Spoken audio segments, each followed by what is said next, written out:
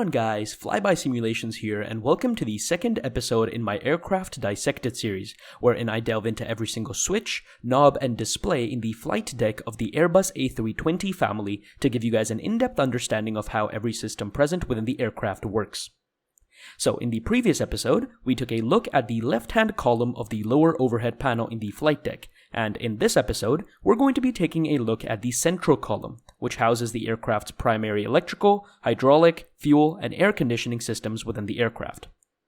Now, just before we get started, I just want to say that I highly recommend you guys watch the first episode in the series if you haven't seen it yet, as these videos are meant to build on each other.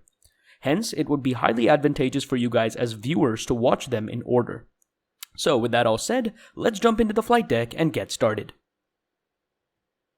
Alright ladies and gentlemen, welcome back to the flight deck of the Airbus A320, and specifically to the lower overhead panel. So, continuing from the previous episode, where we covered this part of the overhead panel, as mentioned before, in this episode we'll go ahead and cover this column. Now, before we start, I must point out a little mistake I made in the previous episode relating to the flows in an Airbus.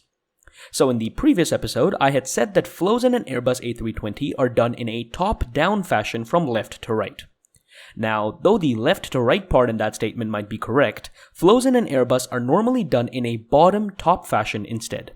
However, for the sake of simplicity and to explain these systems in the best way possible, we'll still cover all of the panels in a top-down fashion. Just wanted to make sure I wasn't misleading anyone, so let's move on. Okay, so at the very top of the central column, we have the engine and APU fire panel, which, as the name suggests, is responsible for detecting a possible fire within the engines and the APU, or auxiliary power unit, which we will get to later in the video. So let's start with a brief explanation of the fire detection system in the aircraft. Each engine, as well as the APU, has two identical fire detection loops, A and B, that assist the aircraft in determining the presence of a fire. Normally, both loops must detect a fire for any sort of warning to be produced, unless of course the aircraft recognizes that one of the loops is also malfunctioning, in which case detection of fire from a single loop would be enough to trigger a warning throughout the flight deck. So now that we have an understanding of the fire detection system in general, let's go ahead and take a look at some of the buttons and lights on this panel and understand their function. On either side of the panel, we have two identical engine fire switches. In case a fire is detected, the corresponding engine fire switch will illuminate on this panel, accompanied by the master caution light as well as an oral warning within the flight deck. Once any false alarms have been ruled out and consensual agreement has been reached among both pilots that there is indeed a fire, the pilots will flip open the corresponding guarded switch and push the red button in.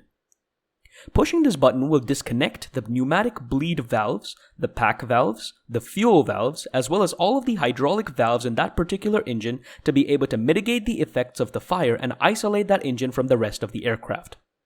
We'll get to each of the aforementioned systems in a second.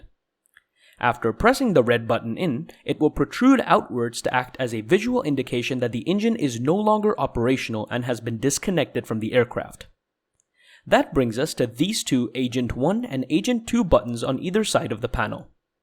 So once the core engine components have been disconnected from the aircraft by pressing the red button in, pilots can use these two buttons to be able to extinguish the fire. In each of the engines, there are two identical, electrically charged squibs that hold fire extinguishing agents within them.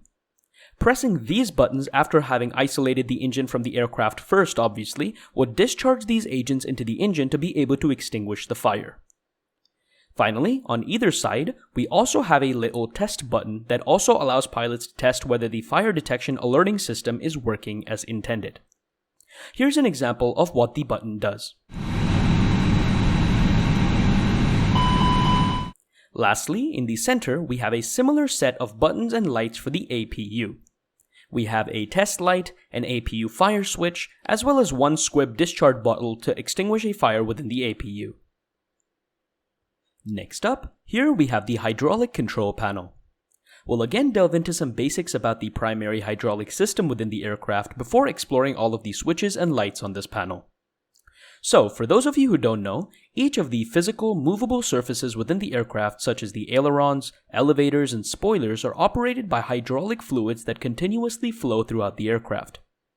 In the Airbus A320, there are three independent hydraulic systems, namely the blue, green, and yellow hydraulic systems, each of which have separate functions for redundancy and backup.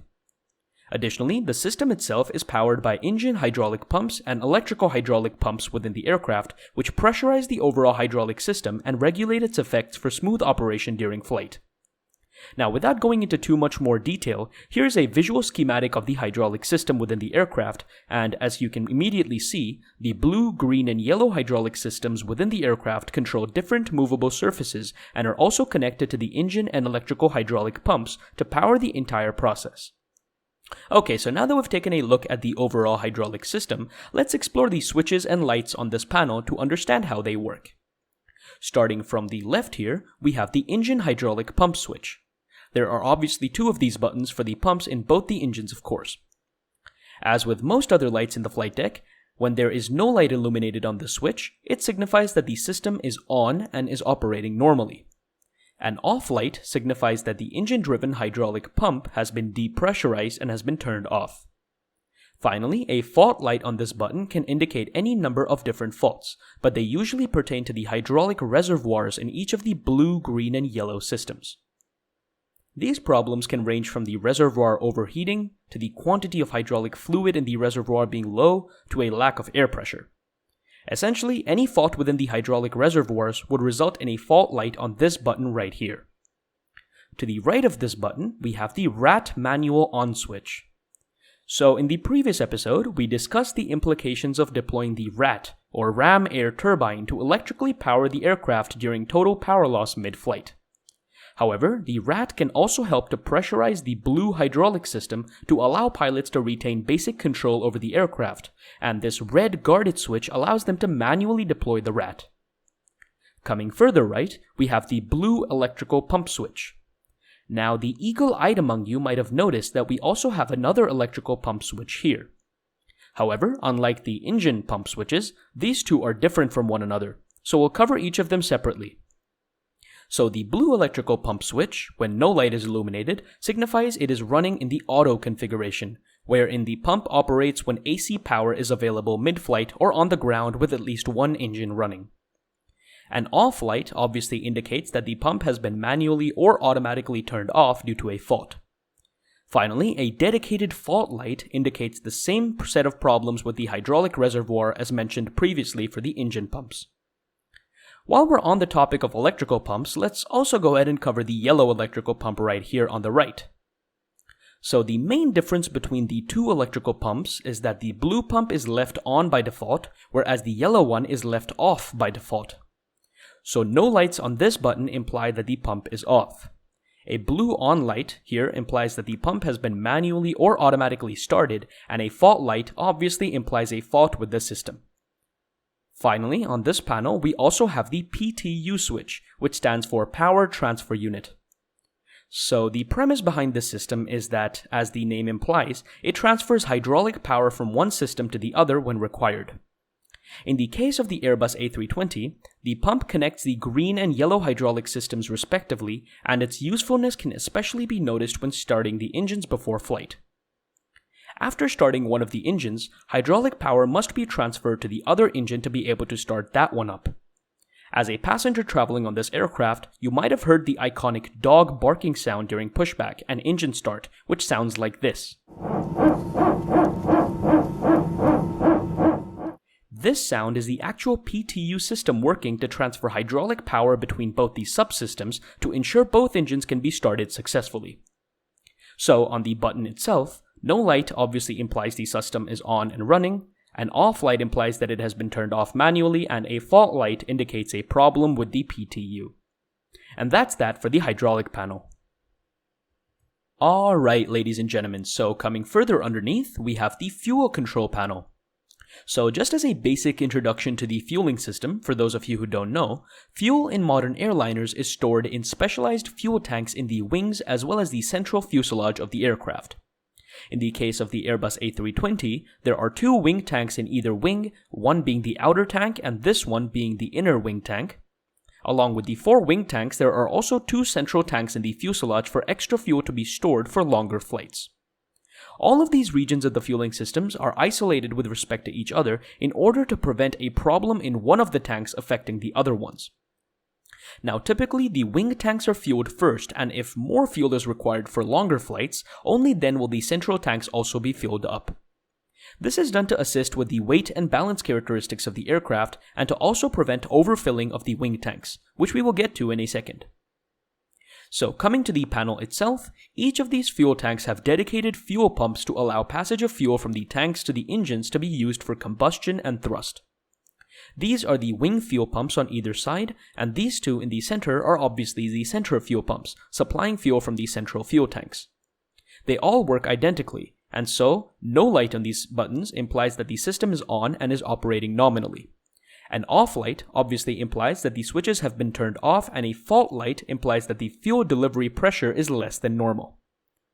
Now, if all the fuel tanks are fueled up in a particular flight, the aircraft will drain the fuel from the center tanks first before draining the fuel from the wing tanks. This is simply done to assist with the weight and balance characteristics of the aircraft.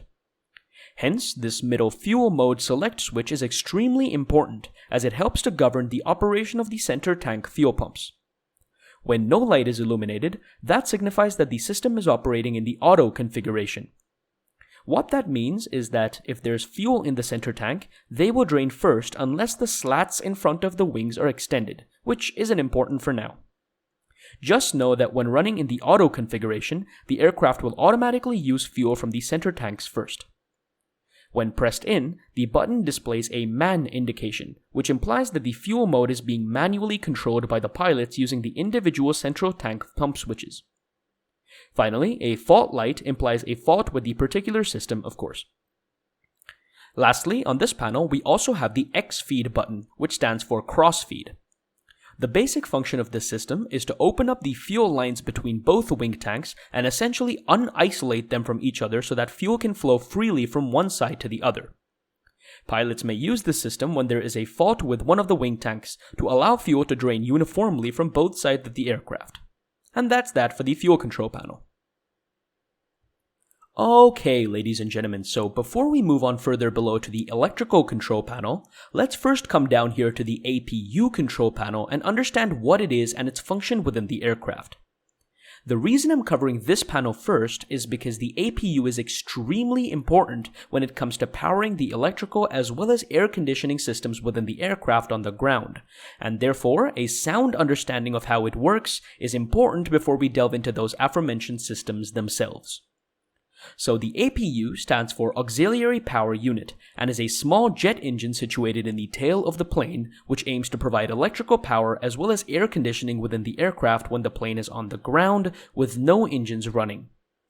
Electrical power is created through the motion of the APU itself, as it converts the kinetic energy of its spinning motion into useful electrical energy. As for the air conditioning aspect, the APU also provides something called bleed air, which is a supply of very hot air that goes through many filtration processes before being injected into the aircraft as breathable air for the crew and passengers, and also to be used to spin the engines to their idle speed during the engine start procedure. More on that later though. So coming to the panel itself, here we have the APU master switch. Pilots will often push this switch to be able to initiate the startup sequence for the APU, which will open up an air inlet flap to the back of the aircraft to be able to use outside air to spin up and start the APU. The light also has a fault indication to signify that there is a fault with the APU. Coming underneath, we also have the APU start switch. When the pilots have been alerted that the air inlet flap in the back of the aircraft has opened up, they'll push this button to actually start up the APU. Hence, an on indication signifies that the APU startup procedure has commenced, and an avail light signifies that the APU is successfully running and is therefore now available to supply power and bleed air to the aircraft for self-sustained ground operations. Alright, ladies and gentlemen, so coming back up now, here we have the electrical control panel, which obviously houses all of the buttons and lights pertaining to the electrical systems within the aircraft. Now, as mentioned in the previous episode, I must preface this section by saying that my knowledge of electronics and electrical components in general is not at the highest level. So what you'll learn here is purely coming from research and hours of reading and asking questions to real-world Airbus pilots. Now, I feel with the electrical control panel, the best way to go about explaining the different systems is to simply go from switch to switch and explain them as we go. So, starting at the top left, we have the so-called commercial switch, which when switched to the default auto position, enables operation of the aircraft's commercial electric loads. These include everything from the cabin and cargo lights and passenger entertainment systems to the water and toilet systems, as well as the drain mast ice protection systems as well. No light implies that the system is operating in the auto configuration, and an off light obviously signifies that the system has been turned off. Coming here to the center, we have the battery indicators as well as the battery switches in the middle. Starting with the battery switches themselves, these are the two main primary batteries within the aircraft and operate in the auto configuration when no lights are illuminated. Pilots will turn the batteries on immediately after connecting external power to the aircraft when starting the aircraft up from a cold and dark state. When pushed in once, the off light illuminates, signifying that the batteries have been manually turned off. Finally, a fault light here implies that the charging current for the corresponding battery is outside normal limits, which will often cause the battery to shut off automatically. On either side of the battery switches, we also have these battery indicators, which, as you can see, provide the battery voltage readings for each battery. The normal range for the voltage you see on these indications should be between 25 to 31 volts, according to Airbus's official A320 documentation. Moving further right here, we have the AC essential feed switch. During normal operations, with no light illuminated here, the AC or alternate current essential bus is powered by electrical bus 1. However, depending on the situation, pilots can push this switch in, which will allow the AC essential bus to be powered by electrical bus 2 instead, and will illuminate an alternate light here. A fault light here signifies that the AC essential bus is not being electrically powered. Now, you won't normally touch this button during normal operations, so a theoretical understanding will suffice for now. Alright, so coming down to this galley and cabin switch, when no light is illuminated, the electrical system to power the main galley electrical bus is armed and operational. This means that electrical power to the electrical cookers, heaters, and coffee makers in the flight attendant galleys can flow uninterruptedly. This switch, like others, also has the off and fault lights, which I won't bother explaining since I think I've explained it in detail more than 10 times now. Coming further underneath, we have two identical IDG switches on either side, which stand for Integrated Drive Generators. The premise behind these is that each engine in the aircraft houses an electrical generator within it to power the aircraft mid-flight, sort of like fast rotating windmills in the air. These generators are physically wired into the engine to be able to take the kinetic energy of the engine blade's spinning motion and turn it into useful electrical energy to power the aircraft and its systems. The reason that this switch is guarded is that once the switch is pushed, the IDG is physically disconnected from that particular engine. Pilots will only use this switch in emergency situations, as the disconnection of the IDG from the engine is permanent and cannot be reconnected during flight. Only ground personnel and maintenance staff on the ground can install a new IDG, so you will again never use this system during normal operations. Moving inward, we have two generator switches on either side to control the electrical generators within both engines as mentioned before. When no lights are illuminated, the power provided by the engine-driven generators is being used to successfully power the aircraft. An off light implies that the particular generator is de-energized and is therefore not being used, and a fault light of course indicates a fault with that specific generator. Moving along, here we have the APU generator switch. The lights on this button operate the same way as all of the other buttons on the panel. On the other side, we also have the external power switch. When the aircraft is on the ground without any engine started, it often uses a GPU or ground power unit that acts as an external power source for the aircraft during the initial electrical power-up procedure. When a GPU is connected to the aircraft, an avail light will be shown here, thereby signifying that external power is available to use. Pilots can push the switch in then to be able to establish electrical power within the aircraft from the GPU. Finally, here in the middle, we have the main bus tie switch, which, when in the normal auto configuration, will regulate and maintain power supply to AC buses 1 and 2 in order to power all of the aircraft systems. An off light obviously signifies that the bus tie has been turned off. And that's that for the electrical control panel. Okay, so we're almost done with the middle column, guys, just a few more panels to go through.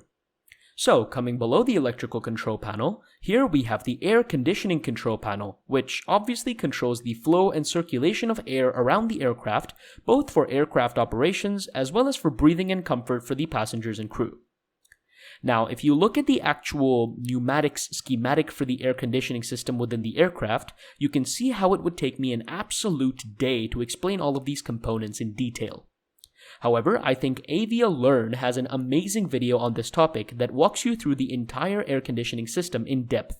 So I'll leave that video down in the description section if you want to check that out and learn more. For the purposes of simplicity though, we'll just go through all of the buttons and knobs on this panel and I'll explain all of the subsystems within the aircraft as they come by. So, starting from the top left, we first have the PAC flow selector. PAC stands for Pneumatic Air Cycle Kit and is responsible for taking the pressurized bleed air from a source, such as the APU we were discussing earlier or the engines, and injecting it into the aircraft. Obviously, the air undergoes many cooling and filtration processes before being used as conditioned air for the passengers and crew. So, coming back to this PAC flow selector, it can be set to either low, medium, or high, each of which determine the rate at which bleed air is introduced into the cabin. It is mostly left in the middle position. However, some airlines also prefer to leave it to low, as that can decrease wear and tear on the engines and provide better engine performance in the long run. Coming to the center, we have 3 temperature selector knobs, which allow pilots to set the temperature within the cockpit. The forward cabin, normally first class or business class, and aft cabin, normally economy class.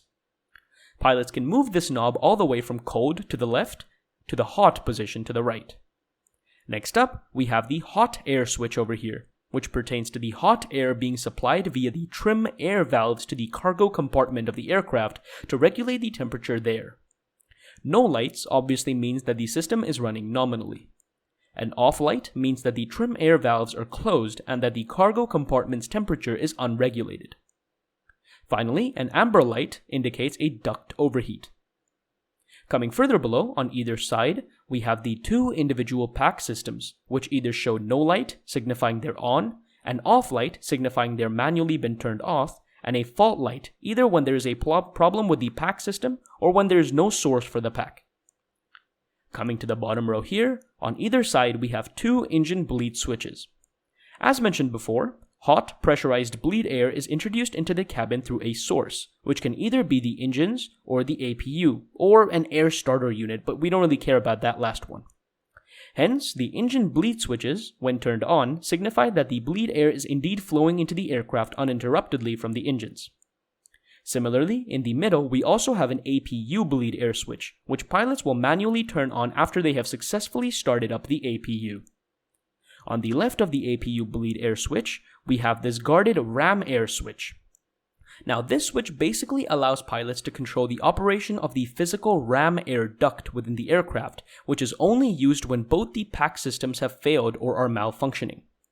Essentially, if both PAC systems fail and are unable to regulate air within the aircraft, pilots can flip open this cover and push this button to open the ram air inlet valve, which can provide fresh air into the cabin. Finally, on the right here, we have the cross bleed selector.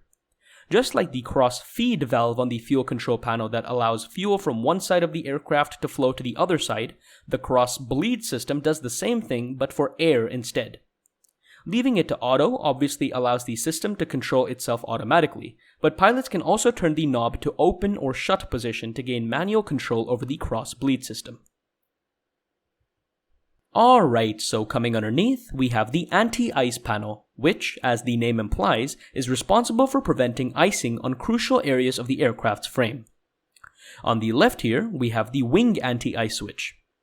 The 3 outboard slats on each wing have pneumatic bleed air valves inside of them, which can supply hot bleed air to prevent icing on the wing. When no light is illuminated, the wing anti-ice is turned off. An on light is illuminated when pilots manually turn the anti-ice system on, and a fault light implies a fault with the wing anti-ice system. Coming further right, we also have 2 engine anti-ice switches.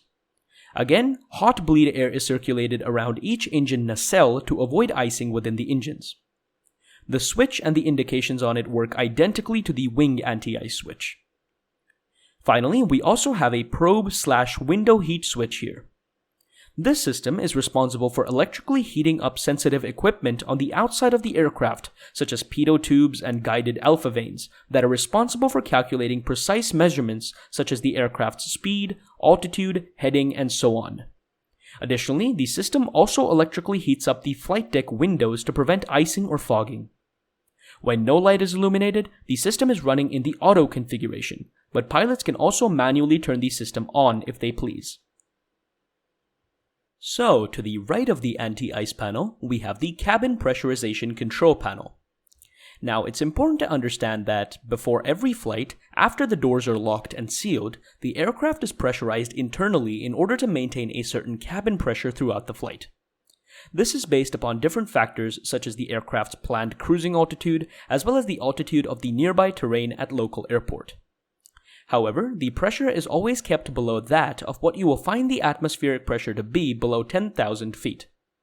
This is because at higher altitudes, the atmospheric pressure decreases, thereby disallowing human beings from inhaling oxygen present in the air, leading to hypoxia and permanent brain damage and even to death. In a situation like this, the pilots will initiate an emergency descent to below 10,000 feet. So, coming to the panel itself, the pressurization system within the aircraft is controlled automatically during normal operations. However, in the event of an emergency, pilots can push this Mode Select button to switch to manual mode. This will allow pilots to operate a manual vertical speed control switch, which is a spring-loaded switch that regulates the flow of air into the cabin to maintain a stable cabin pressure during the emergency descent. Coming further right here, we have the landing elevation selector, which allows pilots to manually select the elevation of the arrival airport to prepare the pressurization system if the airport is situated at a higher altitude. The selector is normally left to this middle auto position. Finally, here we have this guarded ditching switch, which, when turned on, will close all emergency pressurization valves and seal any open valves and ducts on the exterior of the aircraft in the event that pilots have to perform an emergency water landing, or for de-icing operations on the ground. I'm sure you've all heard of the famous United Flight 1549 Miracle on the Hudson by Sully. So due to the commotion, the first officer in that particular instant didn't have time to actually press the switch, which severely sped up the rate at which water began entering the cabin after a successful emergency landing into the Hudson. Just goes to show how important this switch can be. Alright, ladies and gentlemen, with that done, we now only have the interior and exterior lighting panels and the passenger signs panel to look at. So, let's start with the external lighting control panel on the left. First up here, we have the strobe light switch.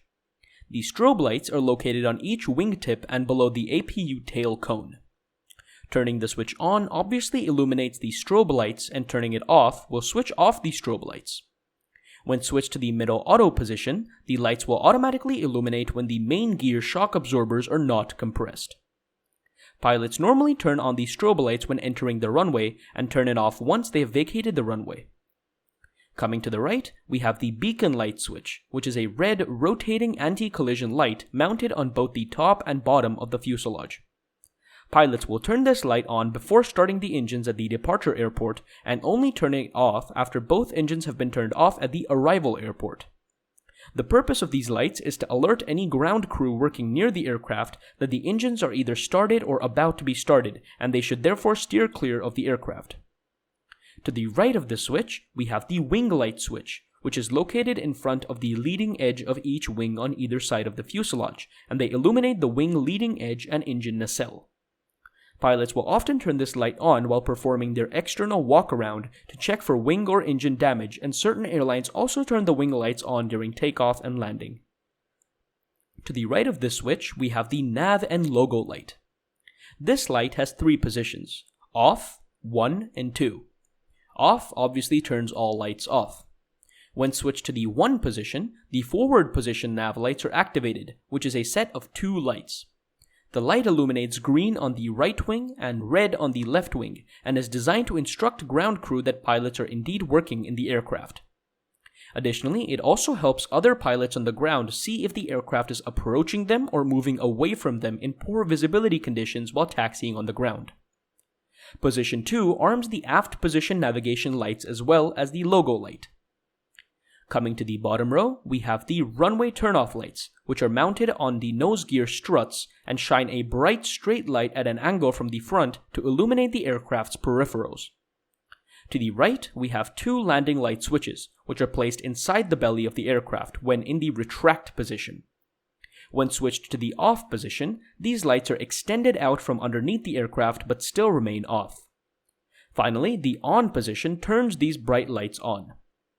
Pilots turn these lights on during takeoff and only turn them off while passing 10,000 feet. They will turn these lights on again when approaching 10,000 feet during descent and will only turn them off after having vacated the runway at the arrival airport. Finally, we also have the nose light here, which shines a straight beam of light in front of the aircraft and is mounted on the nose landing gear. When switched to the taxi position, the light is illuminated dimly to allow pilots to taxi around the airport. Finally, the switch may also be moved to the TO or takeoff position during takeoff for a brighter beam of light. Alright guys, finally here we have the integral and cabin signs lighting control panel. So again, starting from the left, we have the overhead integral lighting knob, which controls the backlighting of the buttons and switches on the overhead panel. To the right of this knob, we have the ice indicator and standby compass light, which, as the name suggests, illuminates the ice indicator and standby compass display when turned on. Moving further right, we have this dome light switch, which illuminates these two large lights beside the overhead panel to illuminate the entire cockpit. It can be cycled between the off, dim, and bright modes.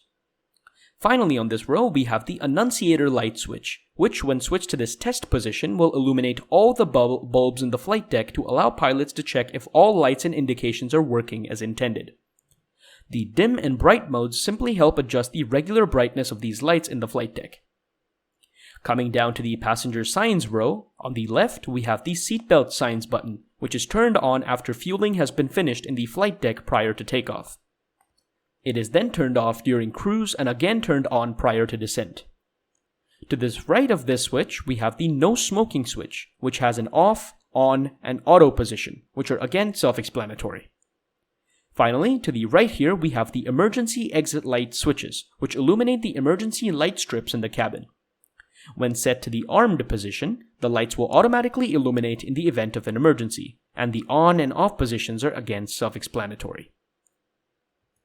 And that, ladies and gentlemen, brings us to the end of the exploration of the central column on the lower overhead panel on the Airbus A320. If you made it this far, congratulations! You now have a sound understanding about every major system on this aircraft and are now aware of the functionality of practically every knob, switch, alarm, and light above the pilots in the flight deck.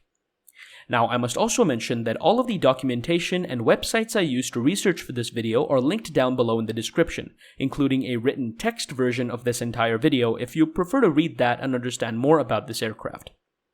That being said, the next video in the series will focus on the right column of the lower overhead panel, as well as the entirety of the aft or upper overhead panel, which houses more emergency equipment and switches. If you guys enjoyed the video, make sure to perform a full stop landing at the like button and the subscribe button, and press the bell icon for future notifications from this channel. Also, be sure to fly by the comment section and let me know if there's any questions you'd like me to answer for you. As usual, thanks for flying by.